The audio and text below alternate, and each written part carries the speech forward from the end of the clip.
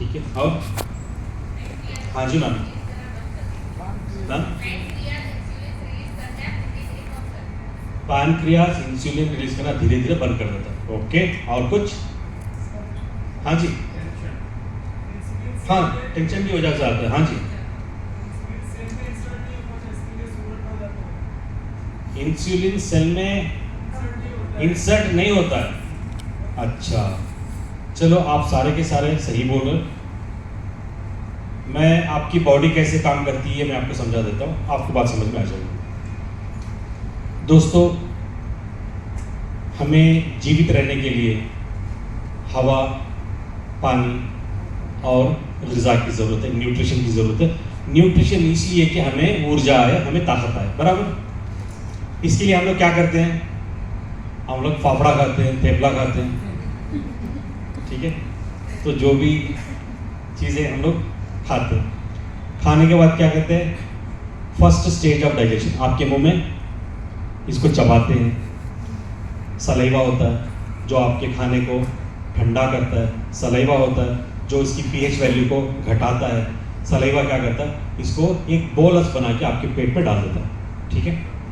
अब आपके पेट में गया, यहाँ पे हुआ इसका डाइजेशन। डाइजेशन होने के लिए ऊपर वाले ने क्या करके रखा हुआ? यहाँ पे प्रोटॉन पंप्स होते हैं, पंप्स होते हैं। खाना आया, पंप पे से एसिड गिरी, इस एसिड से आपका खाना हजम होता है। जैसे खाना हजम हुआ, ये आपकी छोटी आंत में आ जाता है। जैसे ही छोटी आंत में आया, ठीक है, इसका क्या हुआ कि ये जो खाना आपने खाया था ये ग्लूकोज में कन्वर्ट हो गया। खाना क्या हुआ? ग्लूकोज में कन्वर्ट हो गया। अब ये जो ग्लूकोज है ये खून में मिल गई। अब खून से ही तो सारी बॉडी में जाती है ना चीजें, आपका ऑक्सीजन, आपका न्यूट्रिशन, जो भी पहुंचाना होता है। ये बहुत बड़ा पोस्टल सिस्टम है। तो सारी बॉडी को एनर्जी देने के लिए, एनर्जी आप किस रूप में है? ग्लूकोज के रूप में है। आप ग्लूकोज जो आपके खून में है इसको पहुंचाना है ईच एंड एवरी सेल, सारी बॉडी में इसको पहुंचाना है, ठीक है। अभी आपने खाया हुआ है तो खाना जो कन्वर्ट हुआ है, जो शुगर में परिवर्तित हुआ है, वो शुगर जब आपके खून में है और आपने मशीन में टेस्ट करके देखा कि शुगर लेवल कितना है, शुगर लेवल कम रहेगा ज्यादा रहेगा? ज़्यादा। खाना खाया है, शुगर है, शुगर दिखेगी। हमारे लोग शुगर से इतना नहीं मरते, शुगर की रीडिंग देके मर जाते। 140, 160, एनर्जी है भाई, रुक जाओ, टेंशन नहीं लेना है। कुछ लोग तो इस टेंशन के चक्कर में टेस्ट ही नहीं करवाते, ठीक है। अब जो ग्लूकोज आपके खून में है ये एक नहर है, खून की नहर है, रगों में से आ रहा है। आप सारे लोग सेल्स हो, सेल्स में अंदर जाना। जब ये ग्लूकोज को अंदर जाना है तो सेल में अलग अलग पोर्स होते हैं। एक पोर्स से कैल्शियम जाएगा, एक पोर्स से आपका विटामिन जाएगा, एक पोर्स से कुछ जाएगा, अलग अलग उसकी जगह होती है। अब ये अंदर जाने के लिए एक चाबी की जरूरत होती है, वरना तो आपकी जो ग्लूकोज है वो खून में ही टिकी रहेगी। आपकी बॉडी में एक अंग है जिसका नाम पैनक्रियास है। पैनक्रियास के अंदर आता है islets of Langerhans. Islets of Langerhans के अंदर एक छोटा सा सेल होता है जिसका नाम है बीटा सेल है। अब बीटा सेल काम करके एक चीज पैदा करता है, एक द्रव पैदा करता है जिसका नाम है इंसुलिन, ठीक है। आपने खाना खाया, ग्लूकोज की मात्रा में खून में तैयार खड़ा है और आपकी बॉडी ने पैदा किया इंसुलिन। इंसुलिन आया, आपका सेल का द्वार खुला, चाबी खुली। जो खून में ग्लूकोज है वो खून में से कहां चला गया? सेल के अंदर। अभी आपने टेस्ट किया, आपका शुगर लेवल बढ़ा है या घटा है? जो शुगर थी वो तो अंदर चली गई। अब आप टेस्ट करोगे तो शुगर लेवल ज्यादा है या कम होगा? कम होगा। ये नॉर्मल इंसान के साथ होता है। खाया, ग्लूकोज बना, चाबी आई, दरवाजा खुला, शुगर अंदर गई। और जैसे ही शुगर आपके खून में कम होती है आपको भूख लगती है, आप फिर से खाते हो। ये साइकिल है, ये नॉर्मल है। प्रॉब्लम कहां पे आती है? जब आपकी चाबी बनना बंद हो जाती है या चाबियों का बनना कम हो जाता है। पहली बात, यह चाबी तो बन रही है मगर डिफेक्टिव चाबी है, सेंसिटिविटी नहीं है, चाबी सेल खोलने की क्षमता उसमें नहीं है। प्रॉब्लम समझ गए? आपने खा लिया, सारा होके शुगर में ग्लूकोज आके खड़ी हो गई, जाना कहाँ है? चाबी नहीं बन रही, क्या करूं? जाएगा? हमारे डॉक्टर क्या कहते हैं, लाओ भाई मेटफॉर्मिन 500 किलो खाओ, इंसुलिन चुबाओ। ये क्या होता है? ये डुप्लीकेट चाबियां हैं। जैसे खाते तो शुगर लेवल तो कम हो रहा है, शुगर लेवल तो डाउन हो रहा है, मगर मेरा सवाल ये है कि शुगर की असल प्रॉब्लम क्या है?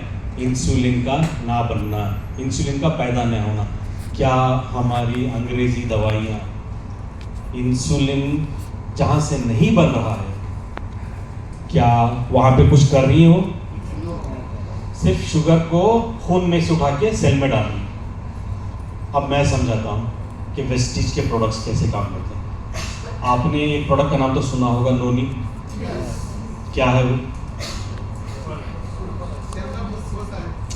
क्या बात कर दी सर, जबरदस्त। नोनी क्या करता है? सेल का मुंह खोलता है, उसमें होता है ज़ेरोनाइन, ठीक है। वो नॉर्मली क्या करता है? सेल के पोर्स को ओपन करता है। जब सेल के, अब ये बीटा सेल भी तो एक सेल है ना। आप जब आप नोनी खाते हो तो क्या आपका नोनी बीटा सेल के पोर्स खोलता है, बीटा सेल को ओपन करता है? जब बीटा सेल को नोनी ओपन करता है तो आप जब स्पिरुलिना खाते हो, आप जो सारा न्यूट्रिशन खाते हो, जब न्यूट्रिशन आपके सेल के अंदर जाता है तो बीटा सेल थोड़ा काम करना चालू करता है, बीटा सेल को एनर्जी आती है, बीटा सेल में ताकत आती है। जब ताकत आती है वो अपना काम करता है, जब वो काम करता है तो क्या पैदा करता है? इंसुलिन। जब इंसुलिन आपकी बॉडी में नेचुरली अपने अंदर खुद बनना चालू हो तो बाहर से डुप्लीकेट चाबी लेने की जरूरत है? सिंपल। हमें ये समझना है कि वेस्टीज के प्रोडक्ट डायबिटीज में कैसे काम करते हैं।